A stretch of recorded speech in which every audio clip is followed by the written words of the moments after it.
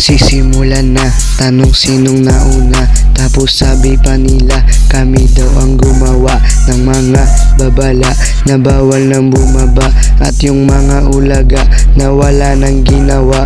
Tapos sabi pa nila, ay wala raw kaming tira. Bakit yung tropa nyo ay amin nangang binibira? Tapos may komento pa kayo na kung ano-ano. Ano sa inyo, bakit ganito ang inyong kwento?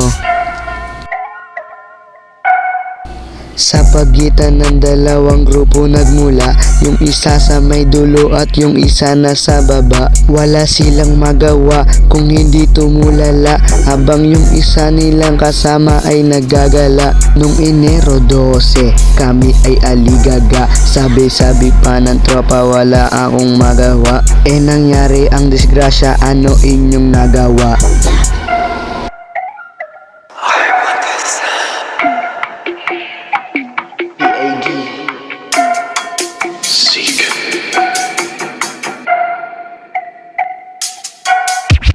At ng kanilang binalikan, merong isang batikan na mukhang Taliban. Nakita ni Renz at kanyang inistarteran, sabay-sabay na kanilang pinagtulungan. Pagkatapos nun ay wala na kong balita, at sabi pa nila ay kanilang sinisipa. Pinalo ng bakal at saka na tumakbo. Marami na kayo, sige uwi na ako.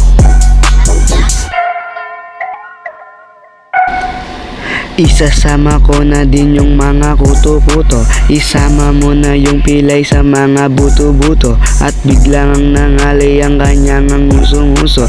Nung nakita kami kanyang ang tinuturo. Sa panahon ngayon ay wala nang siga-siga.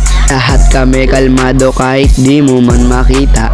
Tara magsabayan na tayo, mga siga. Siga.